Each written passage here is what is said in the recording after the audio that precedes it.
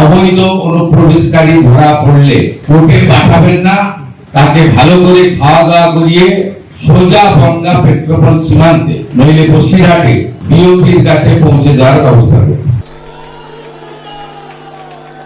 বর্ডারকে সুরক্ষিত করা, অভারতীয়দের দরজা দেখিয়ে দাও, ঘুসপেটিয়া हटाओ, जाओ जहां से आया था उस रास्ता से जाओ, वापस जाओ बांग्लादेश। পশ্চিমবঙ্গ সরকারের মুখ্যমন্ত্রীর দায়িত্ব গ্রহণের পর শুভেন্দু অধিকারী বাংলাদেশ ও মুসলিমদের নিয়ে উস্কানিমূলক একের পর এক মন্তব্য দুই দেশের মধ্যে উত্তেজনাময় পরিবেশ সৃষ্টি করেছে। মুখ্যমন্ত্রীর উস্কানিতে সীমান্তে বিএসএফ ও বিজিবির মধ্যে গুলি বিনিময়, আন্তর্জাতিক আইন ভঙ্গ করে সীমান্তে কাঁটাতারের বেড়া দেওয়ার জন্য জমিতে খুঁটি স্থাপনের সকল চেষ্টা বিজিবি ব্যর্থ করে দিয়েছে। পিছু হটতে বাধ্য হয় বিএসএফ। উগ্রবাদী এই নেতা কোনো নিয়মের তোয়াক্কা না করে তার পছন্দ না হওয়ায় বাংলাভাষী ভারতীয়দের বাংলাদেশি বলে চালানোর অপচেষ্টায় লিপ্ত হয়েছে।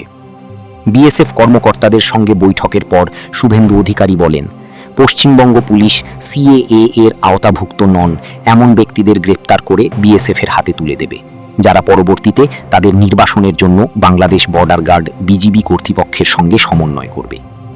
অবৈধ বাংলাদেশি অনুপ্রবেশকারীদের হস্তান্তর প্রক্রিয়া প্রসঙ্গে ভারত সরকার 2025 সালের 14 মে পশ্চিমবঙ্গ সরকারকে একটি নির্দেশিকা পাঠিয়েছে, কিন্তু পূর্ববর্তী সরকার এই গুরুত্বপূর্ণ বিধানটি বাস্তবায়ন করতে ব্যর্থ হয়েছিল। আমরা এখন এটি কার্যকর করেছি।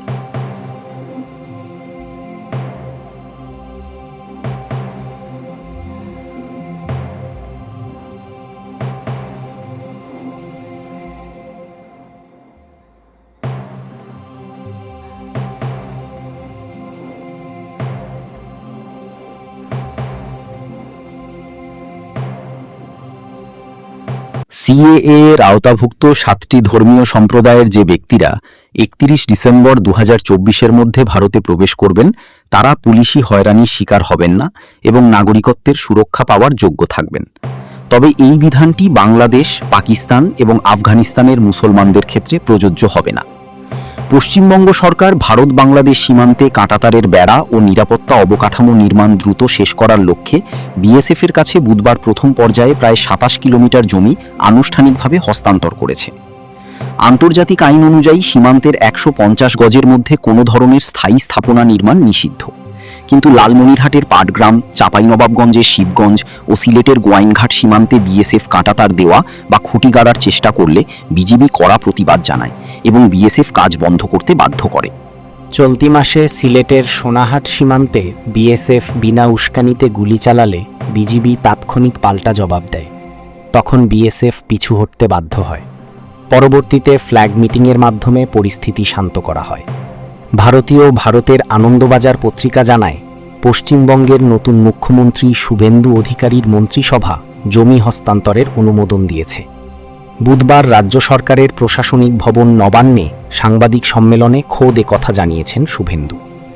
গত 11 মে নবান্নে প্রথম মন্ত্রিসভার বৈঠক শেষে বিএসএফকে 45 দিনের মধ্যে জমি বুঝিয়ে দেওয়ার সিদ্ধান্ত জানিয়েছিলেন তিনি। গত জানুয়ারিতে কলকাতা হাইকোর্ট রাজ্য সরকারকে 31 মার্চের মধ্যে 9টি জেলায় সীমান্ত বেড়া দেওয়ার জন্য জমি হস্তান্তরের নির্দেশ দিয়েছিল। সীমান্তে কাঁটাতারের অননুমোদিত বেড়া নির্মাণ নিয়ে বাংলাদেশের অন্তর্বর্তী সরকারের সময় দুই দেশের মধ্যে উত্তেজনা তৈরি হয়। 1972 সালের ভারত বাংলাদেশ মৈত্রী চুক্তির আলোকে 1975 সালে সীমান্ত কর্তৃপক্ষের জন্য একটি নীতিমালা প্রণয়ন করা হয়। তার ভিত্তিতে তৎকালীন স্বরাষ্ট্র উপদেষ্টা জাহাঙ্গীর আলম বলেছিলেন, শূন্যরেখার 150 গজের ভেতরে কেউ কোনো প্রতিরক্ষা স্থাপনা করতে পারবে না। ওই 150 গজের ভেতরে কোনো উন্নয়নমূলক কাজ করতে গেলে একে অপরের সম্মতি নিতে হবে। আনন্দবাজার জানিয়েছে, পশ্চিমবঙ্গের মুখ্যমন্ত্রী শুভেন্দু অধিকারী অবৈধ অনুপ্রবেশকারীদের সরাসরি বিএসএফের হাতে তুলে দেওয়ার জন্য একটি চিঠি গত বছর কেন্দ্রীয় সরকার থেকে পশ্চিমবঙ্গকে পাঠানো হয়েছিল, কিন্তু এই গুরুত্বপূর্ণ আইন আগের সরকার কাজে লাগায়নি।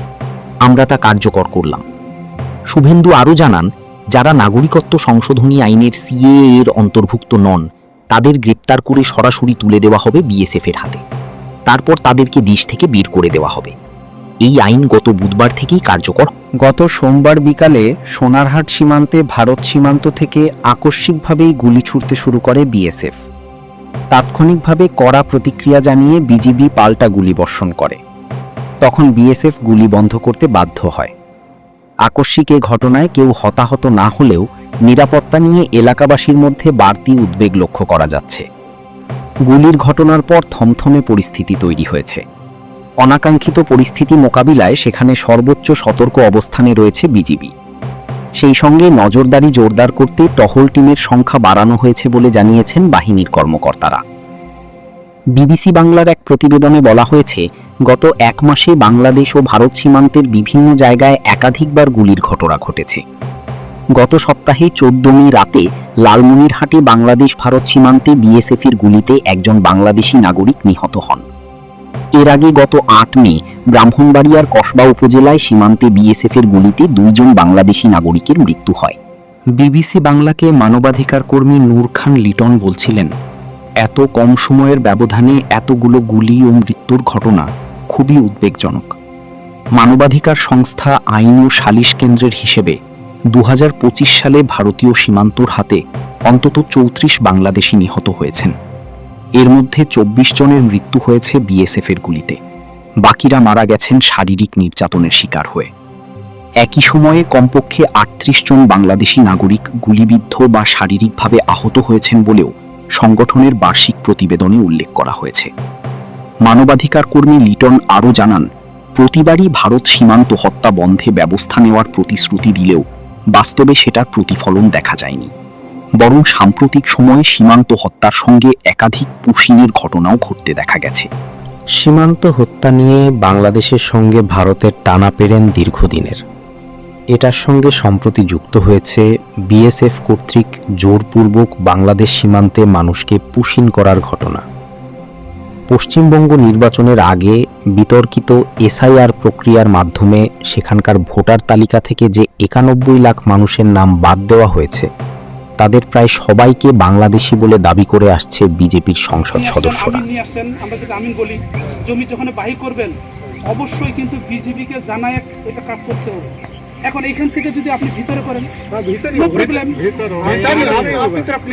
না, এই যে আপনাদের যে সীমান্ত এলাকা, এই যে দেখেন আপনাদের লোকের হাতে যে খুঁটি, এই যে হাতে খুঁটি, না না সীমান্ত এলাকায় বরাবর যদি খুঁটি কাটতে হয় অবশ্যই আমাদেরকে জানাইতে হবে।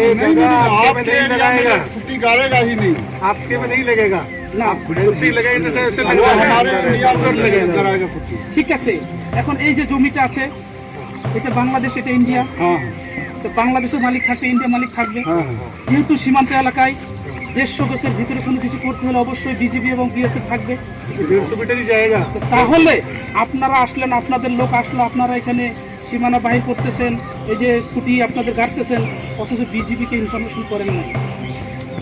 नाप हो रहा है अभी, कौन सा लग रहा है? हम आपके तरफ लगेगा तब नापा होगा। हम अपना जमीन नाप रहे हैं। আপনার জমিটা মাপ করেন, ঠিক আছে, আপনার তো যে পিলার থেকে তো ধরতেছেন, সীমান্তে এলাকায় কোনো কিছু করতে গেলে অবশ্যই আমাদেরকে জানাতে, আমরা এখানে আসবো, কি ঠিক আছে না, আমরা এখানে আসবো উভয় পক্ষে যে জিনিসটা আসলে সঠিক যেটা হবে সেই জিনিসটা করতে হবে। আপনি মাপটা এখন এখানে ধরলেন, কোথাও আমরা বলতেছি যে কোনো জিনিস যখন এই যে জমিটার মালিক, এই জমির মালিক যদি না থাকে আপনি এককভাবে আসি কি জমি কি বাইরে করে নিতে পারবেন? উভয় পক্ষকে থাকতে হবে। देखो अपना जमीन वो दिखे, हमार जमीन वो दिखे, तो अपना जमीन वो दिखे, अपना नाप करो, कुछ करो, আমরা कोई দরকার নেই, আমি এদিকে করব। আপনার যখনই আপনি ফিতা এখানে আসে ধরবেন অবশ্যই বিজেপি ইনভেস্টন করতে হবে। 2 নাম্বার হচ্ছে এই জমিন যখন বাহির করবেন তখন হচ্ছে যে আপনাদের বিএসএফ এর হাতে খুঁটি থাকবে কেন? আপনার জমি কোনটা? না না, আপনাদেরটা হলো যখন বাহির করবে এই জমির যে মালিক আছে উনি খুঁটি হাতে নেবে, কিন্তু আপনাদের হাতে খুঁটি কেন? अरे ये ना ना ना वो जो आपने इनका काम है, हमारा काम नहीं है। फेंसिंग का काम हो रहा है, इसका कॉन्फ्रेंस मिल रखा है आपके तरफ से। ফলে বিজেপি সরকারের নতুন মুখ্যমন্ত্রী শুভেন্দু অধিকারী এই বিপুল সংখ্যক ভারতীয় মানুষকে বাংলাদেশ সীমান্তে পুশিন করার চেষ্টা চালাবে বলে ইতিমধ্যে শুভেন্দু অধিকারী নির্দেশ দিয়েছে। বিজিবির কড়া সতর্কতায় পাশাপাশি সীমান্তবর্তী এলাকার মানুষদের সহযোগিতায় বিএসএফের কোনো অপচেষ্টা সফল হয়নি। পাকিস্তান ও চীনের সাথে বাংলাদেশের বন্ধুত্ব যত গভীর হচ্ছে, ভারতের মোদির বিজেপি সরকার ততই আতঙ্কিত হয়ে প্রতিবেশী রাষ্ট্রসুলভ আচরণ ভুলতে বসেছে। বাংলার গেজেটের বিশেষ প্রতিবেদন।